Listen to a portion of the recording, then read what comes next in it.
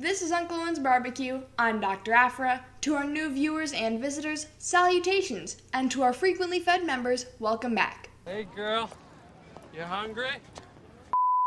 This episode contains characters and variants we've yet to acquire. Someone great once said, the first step to being noticed is getting mentioned. Wait a minute, it was my idea!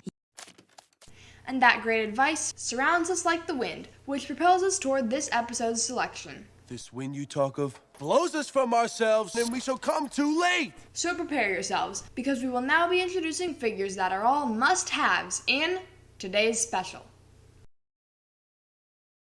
I don't know this battle. This was the siege of Mandalore. We had parted ways by now. Looks intense. It was. First brother, Marok. In a tactical vest and sleek knightish helmet, both have red illuminations with grooved and spiked shoulder pads. Oh shit, is he a cyborg? This Force-sensitive mercenary worked with Baylan Skull and Shin Hati after he was hired to find information leading to the location of Admiral Thrawn. Well, whatever. Ahsoka Tano has fought other Inquisitors before, and the double-bladed spinning lightsaber doesn't intimidate as much as it used to. Please, that's not scary, and I'm embarrassed to say it. If not Morgan Elsbeth, it is unknown who used the dark magic to reanimate the former Inquisitor, if he ever died in the first place. Well spoke, dear. Now on to the Night Sisters. First we have Clotho. Wearing a red-wrapped headpiece pointed to a tip with a red and black heavy fabric dress matching the colors of her unique cloak, which failed to shield us from her most evil power of all, her appearance. Don't make jokes, man. Tattooed is the inside of her eyebrow, cheek, and lips. First tattoo I ever got was in 7th grade. This is a tattoo of a tattooed tween listening to the bands Tattoo and Ween on the planet Tatooine. Look, tattoos are nice. I have a few. But someone is bound to take a photograph of you. That's a little disheartening. But don't believe the fairy tales. Witches don't travel alone. I should have seen this coming. Clotho gifted the Blade of Talzin, once wielded by the mother of Darth Maul, to Morgan Elsbeth. Congratulations! When did this happen? And also applied the newly accepted with the facial tattoos that its recipient will expire wearing. Atropaw. Her red headpiece is split with black strips and tassels. She also has eyebrow tattoos, but thicker than her predecessor, and Atropaw's low cheek tattoos are connected at the lips. From top to bottom, you can see that this product has its drawbacks.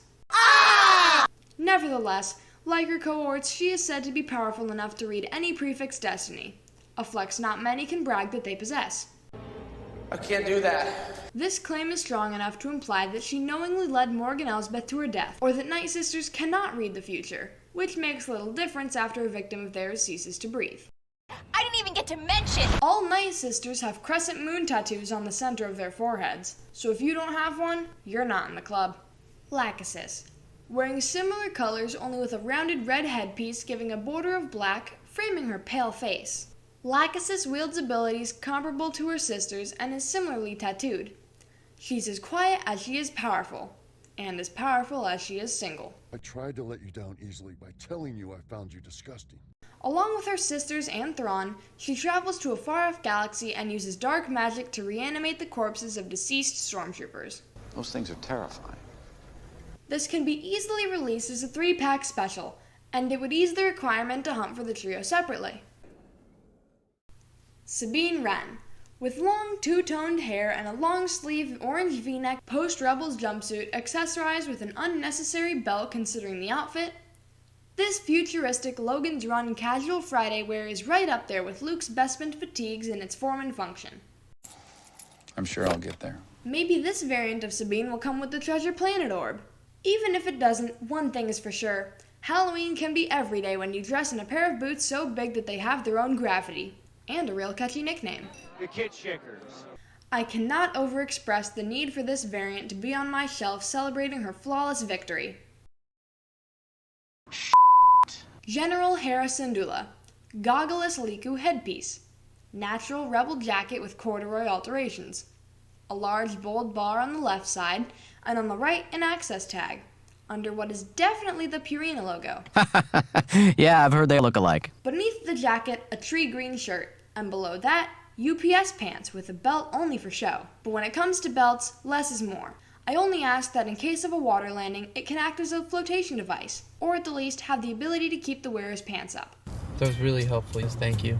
Jason Syndulla, child of Kanan Jarrus and Hera Syndulla. Green-haired and older than most characters that are his age, such as Anakin, Luke, Leia, Boba. Oh, well then you know all about it. We're so small and helpless. In a multi-pocketed vest over a pleated long-sleeve olive shirt with the pauldron of his father, and sporting a golden name tag like an entry-level Temps trophy for winning Employee of the Month. Take a look around. Does it look like we're even close to winning? The coolest shaped belt buckle and a similar alloy wrist gauntlet calculator, with bandage-wrapped boots, and, of course, fingerless gloves.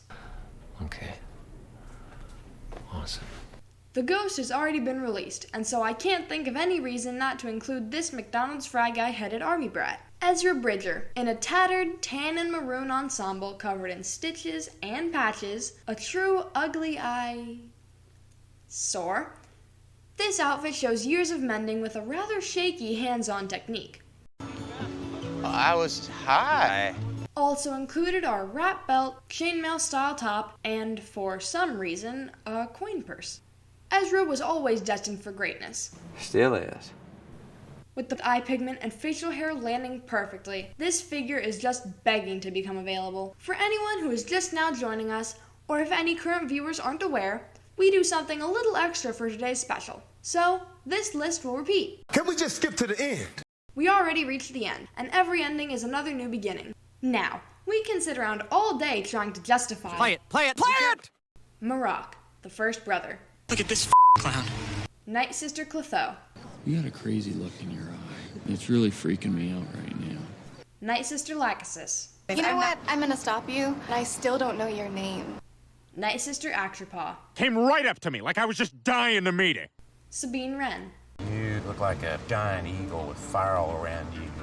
General Hera Syndulla. I kind of feel like it's probably her, right? Jason Syndulla. His name was Jason. Ezra Bridger.